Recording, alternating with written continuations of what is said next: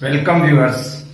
I am going to present in this video steps of accounting under double entry system, journal entries and also preparation steps of journal entries as well as practical question or examples with application in journal entries. आज मैं आपके सामने में double entry system के अंतर्गत लेन देनों को लिखने के स्टेप्स की जानकारी दूंगा। साथ ही साथ जर्नल एंट्रीज बनाने में भी क्या क्रम या स्टेप्स अपनाया जाना चाहिए और जर्नल एंट्रीज बनाने से संबंधित कुछ क्वेश्चन या व्यवहारिक प्रश्न लेकर के लेन देनों को लेकर के उसे व्यवहारिक रूप में जर्नल के प्रोफार्मा में लिखने की प्रक्रिया भी इस वीडियो के अंतर्गत शामिल करने जा रहा हूं। First of all, accounting steps under double entry system. As we know, the ultimate objective of each and every business concern to earn more and more profit. यह सर्वविदित है, सर्वव्यापी है। हर एक व्यवसाय का अंतिम मकसद होता है अधिक से अधिक लाभ कमाना। But natural, it is essential to know what profit earned by the business. मतलब हमारे कहने का है इस तरह से यह भी जरूरी हो जाता है कि व्यवसाय ने क्या लाभ कमाया इसकी जानकारी लिया जाए। And for this very reason accounting is essential. इन कारणों से लेखा लिखना अनिवार्य हो जाता है, जरूरी हो जाता है। और बिजनेस के लेन देन विशेष रूप से वैसे बिजनेस जिसका मकसद लाभ कमाना है के लिए सर्वश्रेष्ठ अकाउंटिंग सिस्टम है डबल एंट्री सिस्टम। तो डबल एंट्री सिस्टम में जब हम लेन देनों को लिखते हैं तो उसका क्रम क्या है, कब और कहां कैसे लेन देनों को लिखा जाना चाहिए। तो first of all businessman recorded their transactions in rough book और वेस्ट बुक और मेमोरेंडम बुक। लेन देन के समय में बिजनेसमैन सबसे पहले लेन देनों को अपने रद्दी बही या स्मरण के मकसद से, याद रखने के मकसद से इसमें लिखा जाता है। इसीलिए इस बुक को हम मेमोरेंडम बुक भी के नाम से भी जानते हैं। इसमें कैसे लेन देनों को लिखा जाता है, उससे भी पहले कब लिखना चाहिए। तो निश्चित रूप से लेन देन के समय में, बाद में दिन भर लेन देन करने के बाद क्या पता पूरी बात याद रहे न रहे। Incomplete accounting become incomplete accounting. इसी कारण से हमें उसी समय में लिखना है।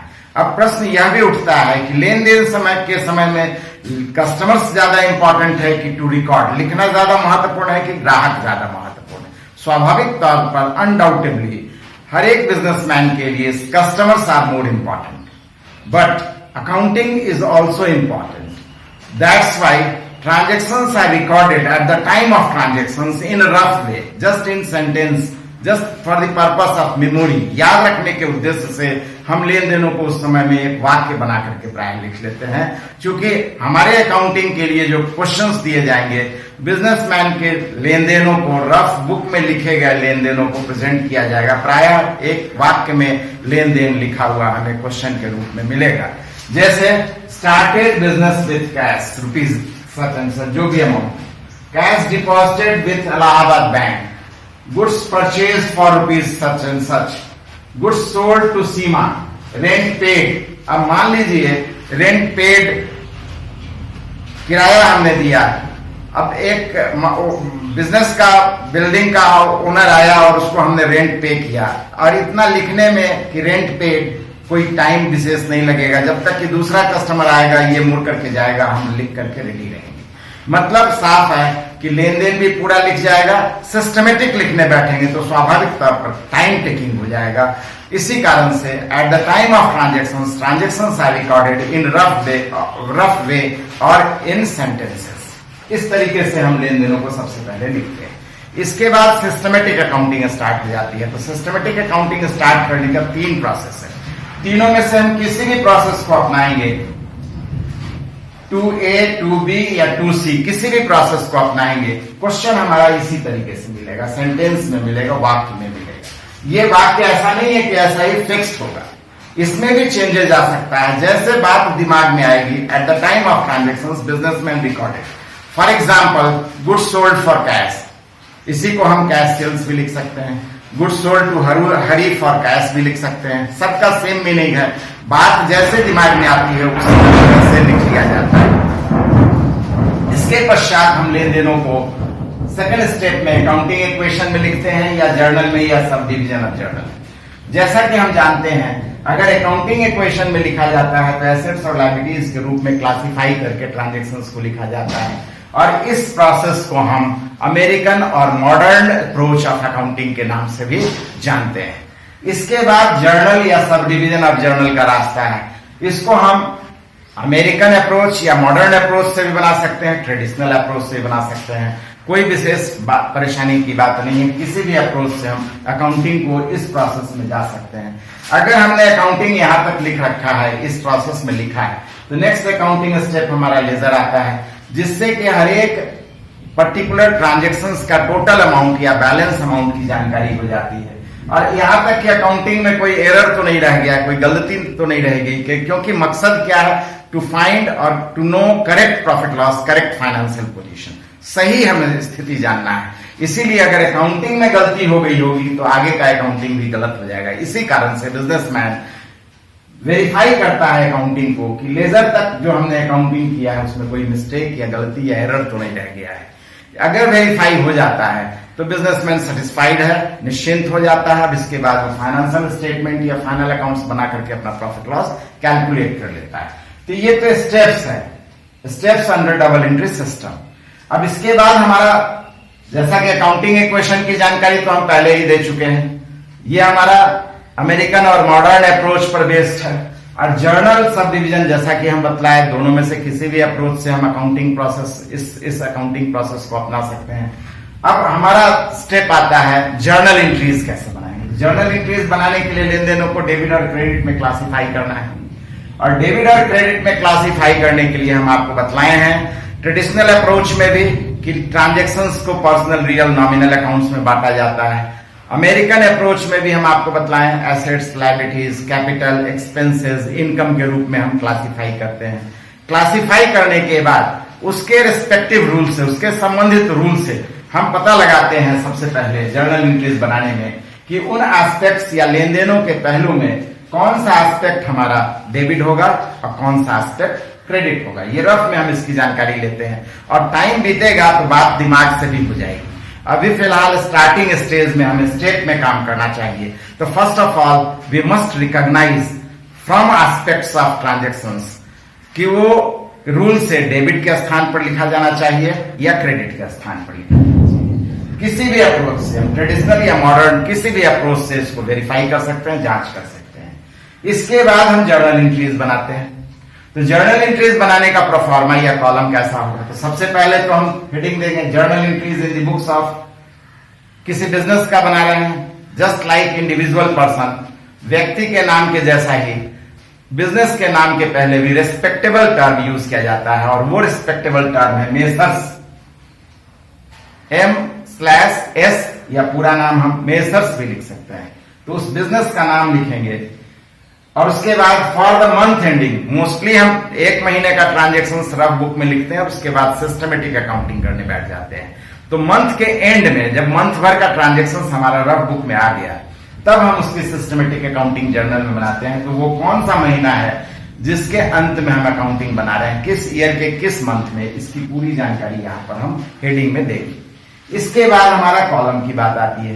तो ऐसे बोलने के लिए हम 5 कॉलम कह सकते हैं, लेकिन फर्स्ट 4 कॉलम कॉमन है डेबिट क्रेडिट का, और उसके बाद एक कॉलम डेबिट का अमाउंट है और एक कॉलम क्रेडिट का अमाउंट। यानी फर्स्ट कॉलम है हमारा डेट, सेकेंड है पार्टिकुलर्स, थर्ड है लेजर फोलियो, फिर अमाउंट्स का डबल कॉलम, एक डेबिट के लिए और दूसरा क्रेडिट के लिए। और चूंकि इंडियन करेंसी में क्वेश्चन रहता है इसलिए रुपीज का साइन दे देना जरूरी है। इसके बाद इस कॉलम में हम ट्रांजेक्शन्स को लिखेंगे कैसे। सबसे पहले डेट, डेट में याद रखिएगा ईयर सबसे फर्स्ट में लिखेंगे, जस्ट उसके नीचे में month, and then date. Date change होगा, ईयर मंथ सेम रहेगा, तो ईयर मंथ के लिए आप डॉट दे सकते हैं, डेट को चेंज करके लिख सकते हैं। डेट में भी एक सावधानी याद रखना है, डेट मैक्सिमम 2 डिजिट होता है। किसी भी मंथ के डेट को देख लीजिए, मैक्सिमम 31 तारीख तक, 31 तक जाता है, और 1 to 9 में सिंगल डिजिट आ रहा है। तो कंप्लीट अकाउंटिंग प्रोसेस में, करेक्ट अकाउंटिंग प्रोसेस में ऐसा कहा जाता है कि दोनों डिजिट कंप्लीट लिखना है। 1 to 9 में 0 पहले लिखना है, 01, 02, 09 और 10 एंड ऑनवर्ड्स तो दोनों डिजिट आ रहा है, कहीं कोई प्रॉब्लम नहीं। इस तरीके से डेट को लिखेंगे। Next column particular. पार्टिकुलर में हम जैसा कि बतलाए रफ में डिसाइड कर चुके हैं, दिमाग में डिसाइड कर चुके हैं कि क्या एस्पेक्ट हमारा डेबिट होगा, क्या एस्पेक्ट क्रेडिट होगा, चाहे ट्रेडिशनल या मॉडर्न अप्रोच से। उसके बाद में जब ये डिसाइड हो चुका है तो फर्स्ट लाइन फॉर डेबिट होता है कंपलसरी जर्नल एंट्री लिखने में, याद रखेंगे। वहां पर कैसे भी लिखा गया हो लेकिन सिस्टमेटिक लिखेंगे तो first line for debit and second line for credit. Credit के लिए क्रेडिट टर्म यूज नहीं किया जाता है, क्रेडिट शब्द नहीं लिखते, उसके लिए टू स्टार्ट करते हैं, स्टार्टिंग में टू लिखते हैं। और टू को कहां से लिखना प्रारंभ करना चाहिए, तो स्वाभाविक है हमारा जो ये रूल में कहीं नहीं है, लेकिन हमारा मकसद होना चाहिए न सिर्फ रूल को अप्लाई करना, साथ में अट्रैक्टिव वे में प्रेजेंट करना। तो अगर हम पहले वर्ड, पहला अक्षर जो डेबिट का है वो समाप्त होने के बाद क्रेडिट स्टार्ट करते हैं, क्रेडिट के लिए टू लिखते हैं, तो ज्यादा अच्छा लगेगा, आकर्षक लगेगा। इस तरीके से डेबिट वाले अकाउंट का नाम लिखेंगे, कोशिश करेंगे एकदम इस लाइन से डेबिट स्टार्ट हो, बीच में अगर गैप बचता है तो डॉट देते हुए इस लाइन पर एंड करेंगे। इसके बाद क्रेडिट की शुरुआत करेंगे पहले अक्षर के समाप्ति के बाद, फर्स्ट वर्ड के एंड में टू से स्टार्ट करेंगे और इसका जो नेचुरल डेथ हो जाए, स्वाभाविक तौर पर जहां तक जाए, क्रेडिट लिखना नहीं है। लास्ट में फिर नरेशन लिखते हैं। नरेशन की क्यों जरूरत है? नरेशन मीन्स ब्रीफ में ट्रांजेक्शंस को लिखना, क्योंकि सिस्टमेटिक लिखने के बाद रफ बुक या वेस्ट बुक को हम वेस्ट बकेट में डाल देते हैं।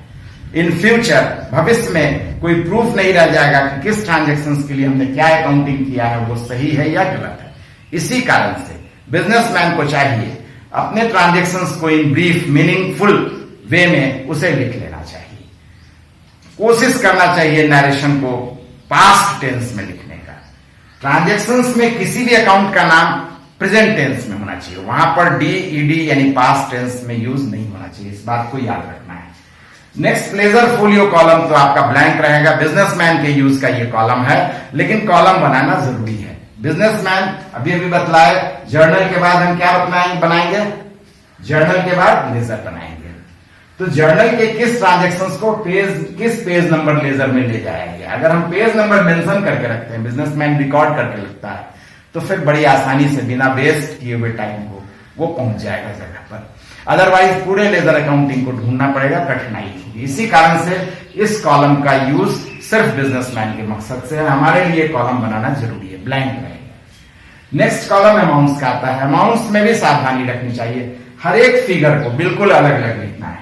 इस तरीके से बिल्कुल हर एक फिगर को अलग अलग लिखना है, जैसे कंप्यूटर लिखता है अमाउंट्स के हर एक फिगर को। इतना ही नहीं, नेक्स्ट ट्रांजेक्शंस के फिगर को फिर कैसे लिखेंगे, तो यूनिट प्लेस में यूनिट के वैल्यू को लिखेंगे, टेंस प्लेस में टेंस के वैल्यू को, 100 प्लेस में 100 के वैल्यू को, 1000 प्लेस में 1000 के वैल्यू को। अगर हम ऐसा लिखेंगे डेबिट में भी और क्रेडिट में भी, तो फिर आगे टोटलिंग में आसानी होगी, गलती होने का चांस कम रहेगा, ट्विस्ट नहीं होना पड़ेगा टोटलिंग में। दूसरी महत्वपूर्ण बात, डेबिट के सामने में डेबिट का अमाउंट, क्रेडिट के, नेचुरली डेबिट और क्रेडिट में एक लाइन का डिफरेंस है, इसलिए अमाउंट में भी एक लाइन का डिफरेंस आएगा। और जब हम ट्रांजेक्शंस को इस तरीके से लिखते जाते हैं तो जरूरी नहीं है कि हमारा एक ही पेज में कंप्लीट आंसर आ जाएगा। तो अगर हमारा फर्स्ट पेज में कंप्लीट आंसर क्वेश्चन का नहीं आता है तो एंड ऑफ पेज में हम इस प्रोसेस को अपनाएंगे, लास्ट में टोटलिंग करेंगे अमाउंट्स की। अब टोटलिंग करेंगे पैरेलल लाइन में, आमने सामने, और टोटलिंग जहां भी करेंगे, कंप्यूटर जब टोटलिंग करता है तो नीचे वाली लाइन को बोल्ड कर देता है, हम क्या करेंगे, नीचे आपस में मिला करके डबल लाइन खींच देंगे। टोटलिंग पैरेलल लाइन में करेंगे और टोटलिंग करने के बाद पार्टिकुलर कॉलम में रिकॉर्ड करेंगे, लिखेंगे टोटल कैरीड डाउन और टोटल कैरीड फॉरवर्ड। दोनों में से किसी एक शब्द को लिख सकते हैं, शॉर्ट में भी लिख सकते हैं, पूरा भी लिख सकते हैं।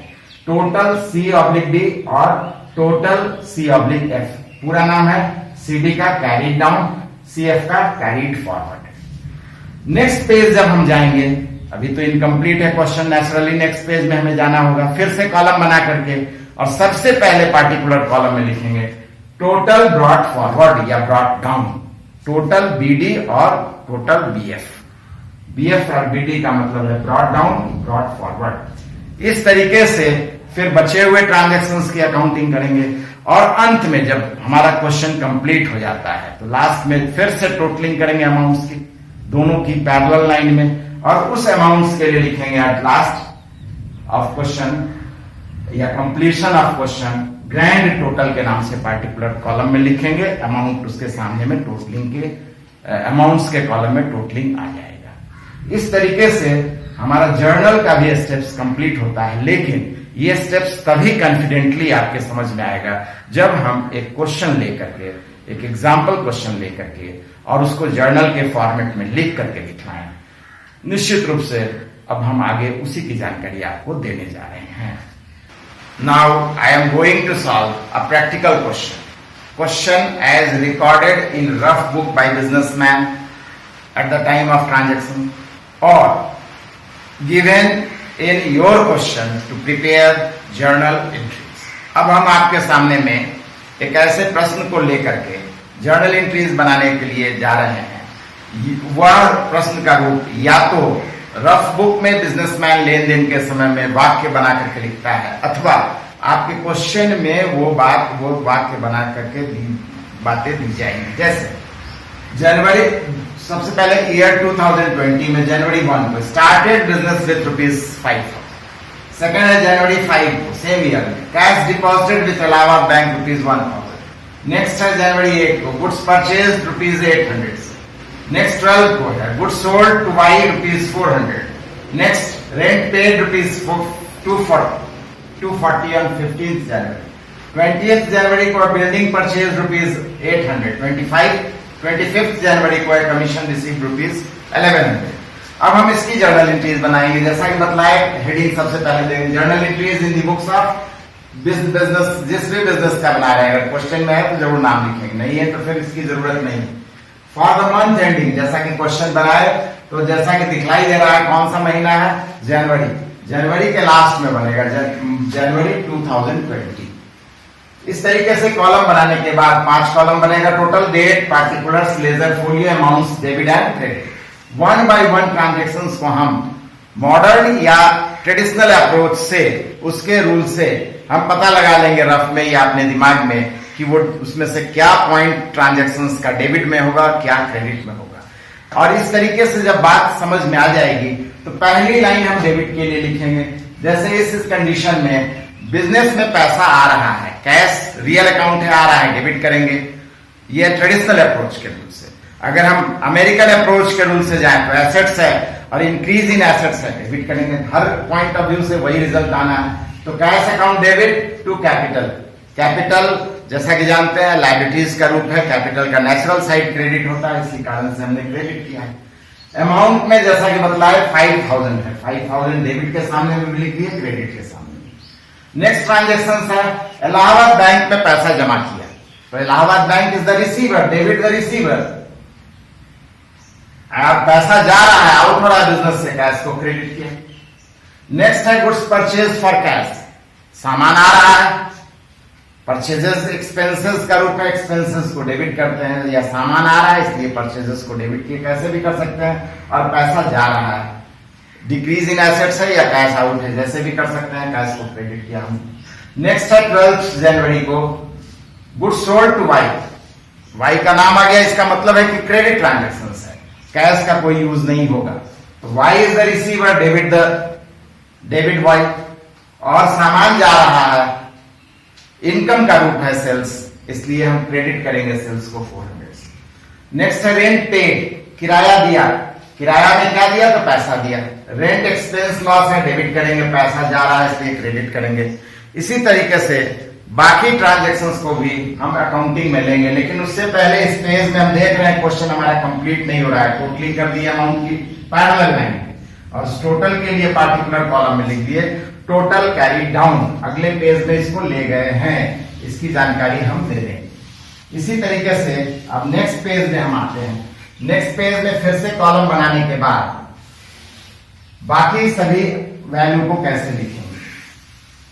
सबसे पहले तो टोटल कैरी ब्रॉट फॉरवर्ड करेंगे, टोटल अमाउंट को आगे लाते हैं। तो टोटल अमाउंट को आगे लाएंगे तो लिखेंगे टोटल ब्रॉट फॉरवर्ड।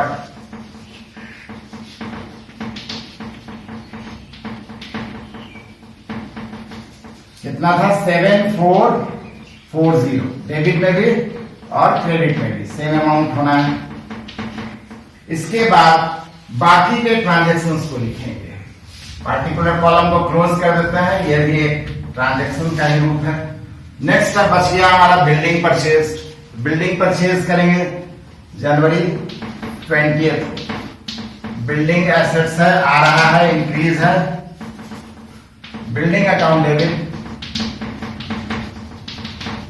और पैसा जा रहा है, डिक्रीज इन एसेट्स है, कैश आउट है, जैसे भी समझिए 800 रुपीज। नरेशन हो जाएगा building purchase.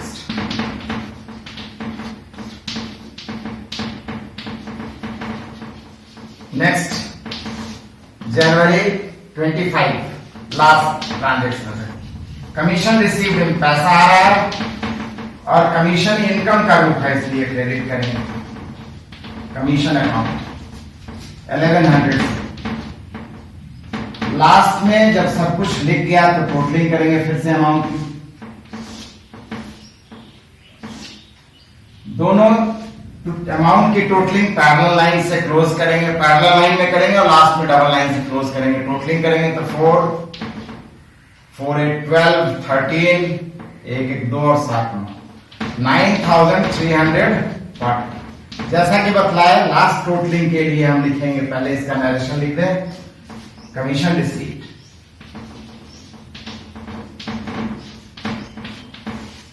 Grand total in rupees. इस तरीके से हमारा जर्नल एंट्रीज कंप्लीट हो जाता है। जर्नल लिखने की प्रक्रिया विथ एग्जांपल हम आपके सामने में प्रेजेंट किए। नेक्स्ट जो वीडियो आएगा हमारा वो जर्नल से रिलेटेड क्या क्या विशेष आइटम है, ट्रांजेक्शन्स है, जिसको लिखने में हमें समस्याएं आती हैं, तो प्रॉब्लम्स रिलेटिंग टू जर्नल, ऐसे आइटम की ही जानकारी हम अगले वीडियो में आपके सामने में रखेंगे। Thank you.